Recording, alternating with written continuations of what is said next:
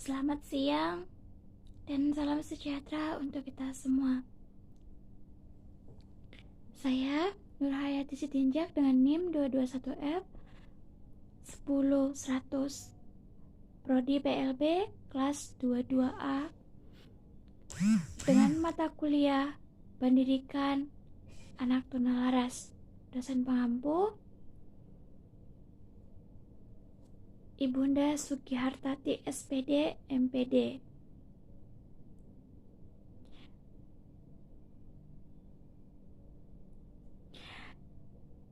Di sini saya akan membahas tentang anak tunalaras, yang dimana saya akan menjelaskan pengertian tunalaras dan klasifikasi serta identifikasinya. Baik, saya mulai saja. Pendidikan anak tunalaras. Anak tunalaras atau dengan anak tuna sosial atau kelainan perilaku sosial adalah sebutan untuk individu yang terindikasi memiliki gangguan, hambatan, atau berkelainan dalam mengontrol emosi dan perilaku, sehingga kurang mampu dalam mematuhi sikap, norma, atau nilai sosial yang berlaku di lingkungan masyarakat umumnya.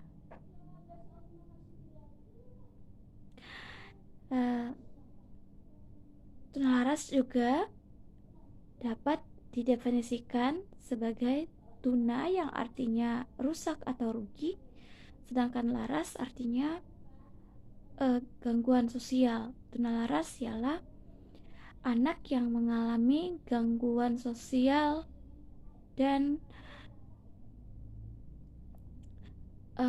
gangguan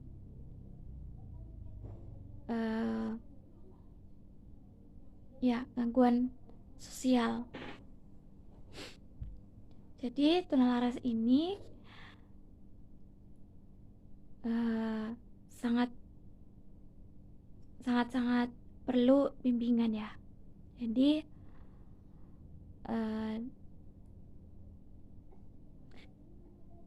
batasan umur anak tunalaras ini adalah 6 sampai 17 tahun dengan karakteristik bahwa anak tersebut mengalami gangguan atau hambatan emosi dan kelainan tingkah laku.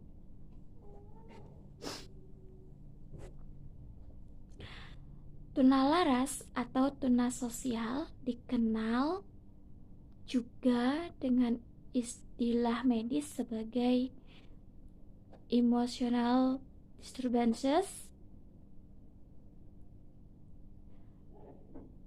behavior disorder, emotional handicap,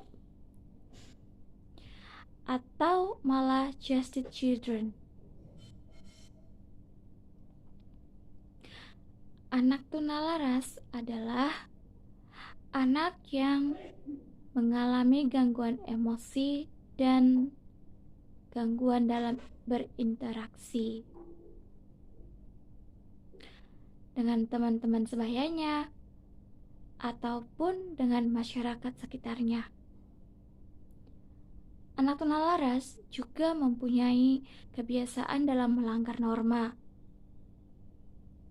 dan nilai kesusilaan maupun sopan santun yang berlaku dalam kehidupan sehari-hari, termasuk sopan santun berbicara maupun bersosialisasi dengan orang lain, maupun dengan orang lain. Di sini menurut beberapa pendapat para ahli seperti menurut Effendi pada tahun 2006,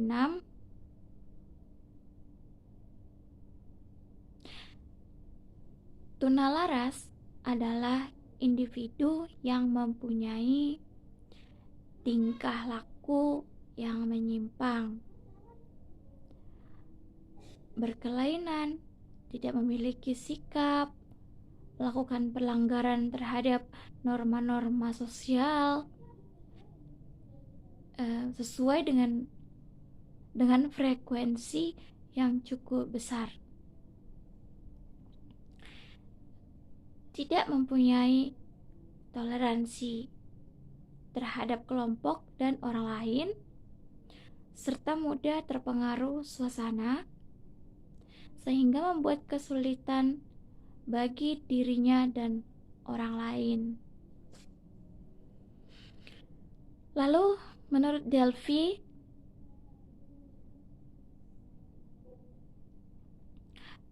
tahun 2006, tunalaras adalah individu yang mengalami hambatan dalam mengendalikan emosi dan kontrol sosial.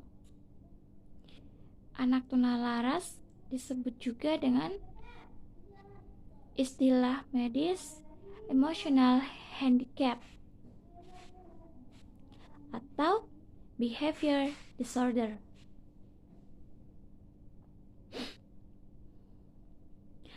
Klasifikasi tunalaras.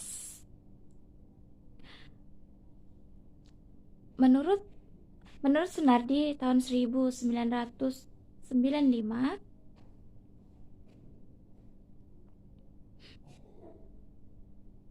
anak tunalaras atau tuna sosial dapat diklasifikasikan dalam dua kelompok, yaitu berdasarkan klasifikasi psikiatris dan klasifikasi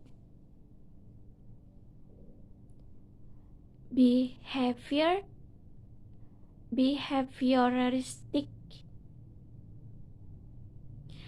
Adapun penjelasan jenis klasifikasi tersebut sebagai berikut. Yang A, klasifikasi psikiatris. Berdasarkan tingkatan ringan, sedang atau berat, tunalaras dibagi menjadi 1.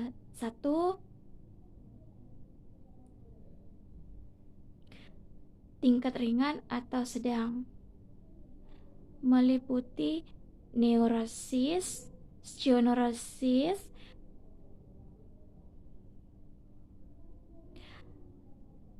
gangguan perilaku kepribadian, yaitu penyimpangan perilaku ditandai dengan konflik emosi dan kecemasan, tetapi masih mempunyai hubungan dengan dunia nyata,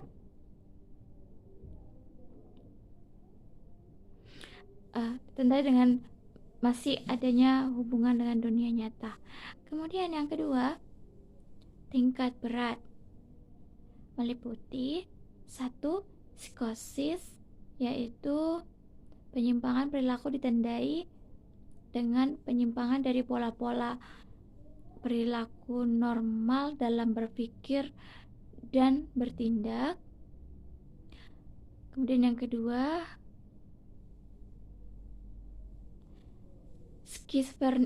skizofrenia, yaitu gangguan jiwa ditandai dengan distorsi berpikir, persepsi tidak normal, dan perilaku dan emosi yang aneh. Yang ketiga, autism, gangguan jiwa tingkat berat, masa kanak-kanak, ditandai dengan isolasi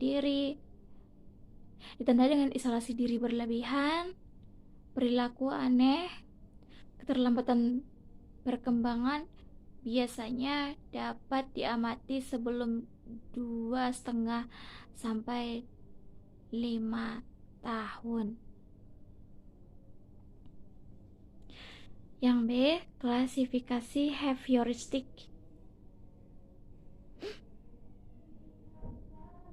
Klasifikasi behavioristik. Berdasarkan perilakunya, anak tunalaras dibagi menjadi beberapa jenis, yaitu 1. Keynote disorder, juga disebut unsocially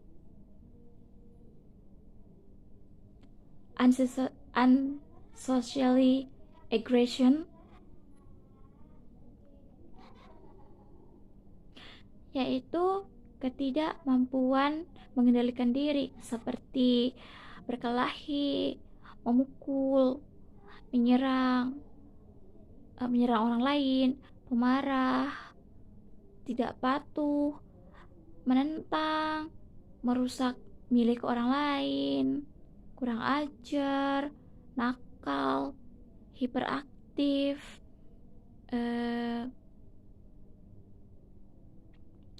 menolak arahan, mudah teralih perhatiannya, mencuri, menyalahkan orang lain,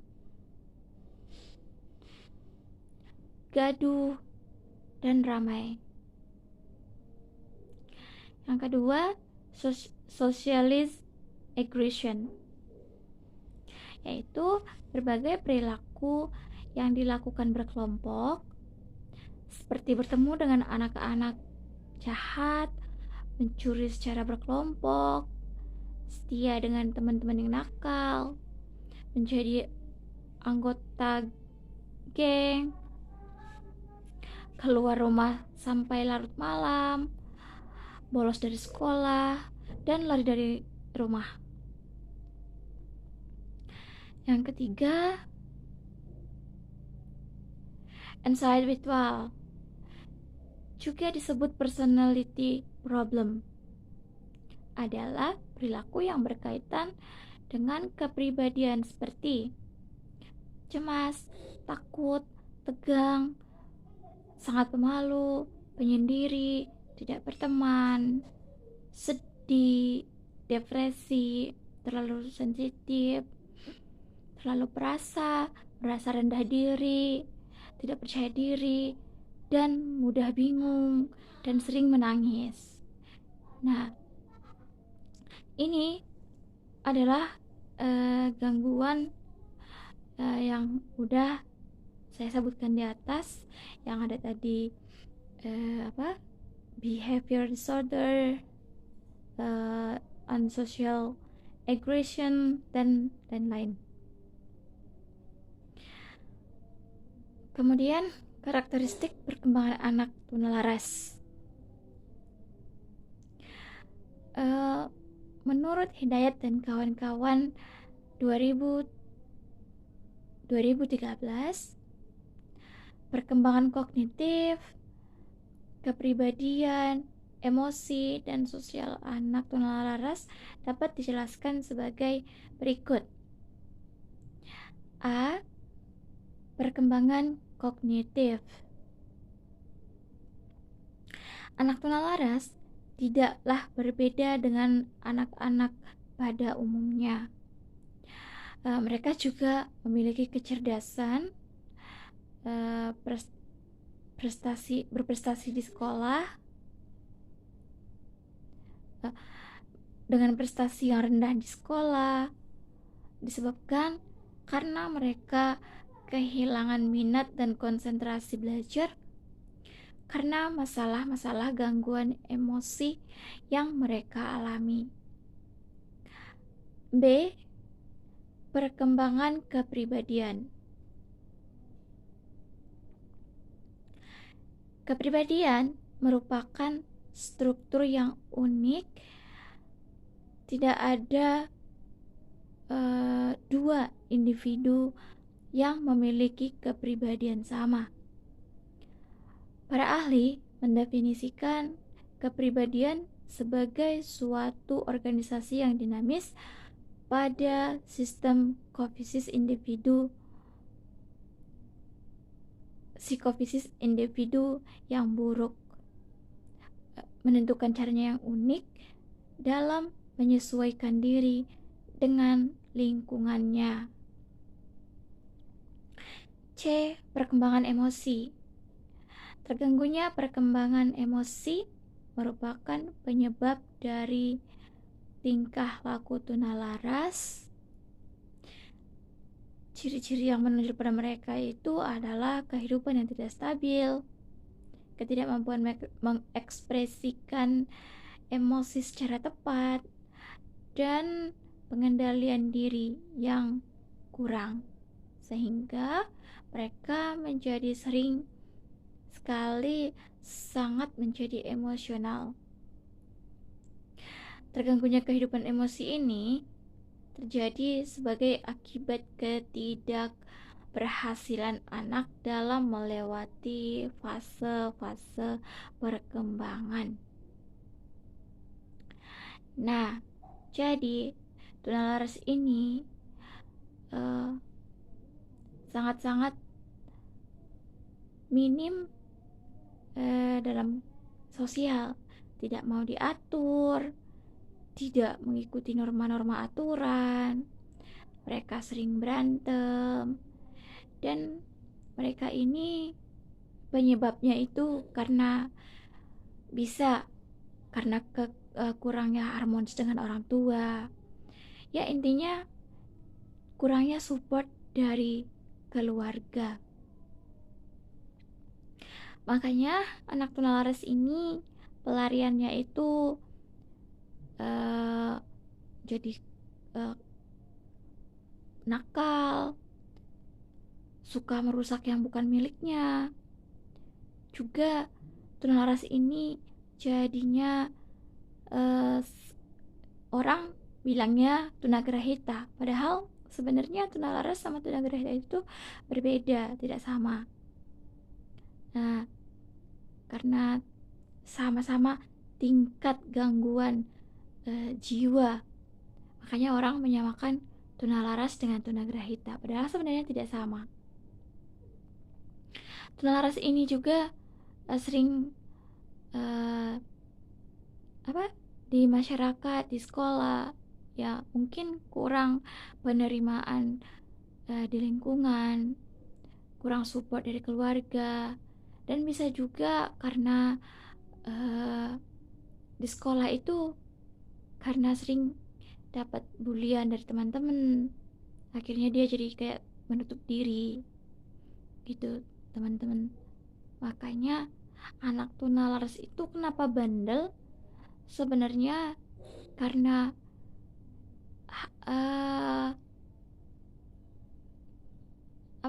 karena ya terutamanya kurangnya dukungan dari orang tua atau keluarga sih.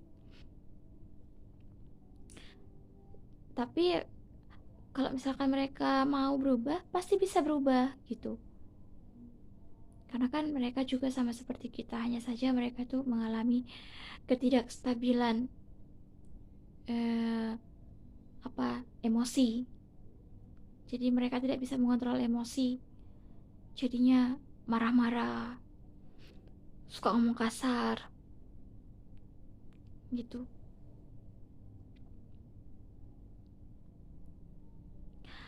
Maka tunalaras ini benar-benar perlu bimbingan, perlu dirangkul. Supaya apa? Kalau mereka ngerasa diperhatiin, ngerasa dirangkul, pasti mereka itu akan bisa berubah. Mereka itu akan merasakan nyaman dan akhirnya perlahan-lahan pasti bisa sembuh. Berbeda dengan tunagrahita. Kalau tunagrahita kan gak bisa sembuh. Tapi kalau tunalaras masih bisa sembuh.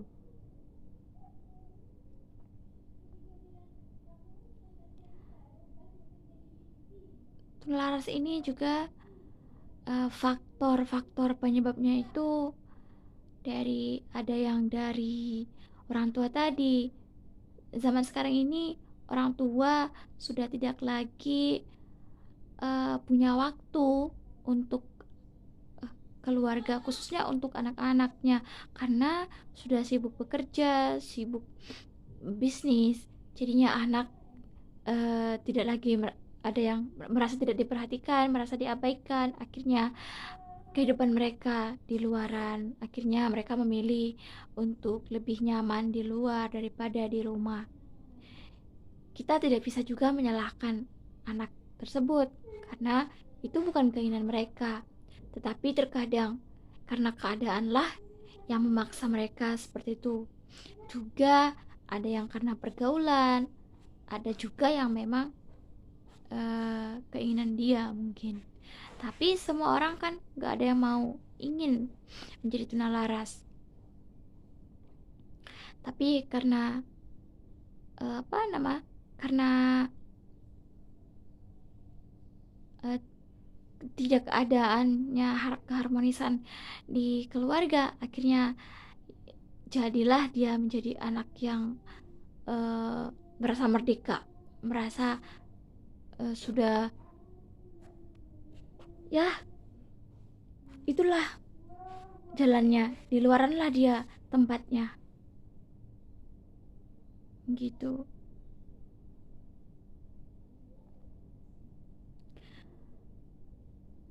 Ya, demikianlah presentase mengenai untuk UTS mengenai tunalaras ini saya sampaikan.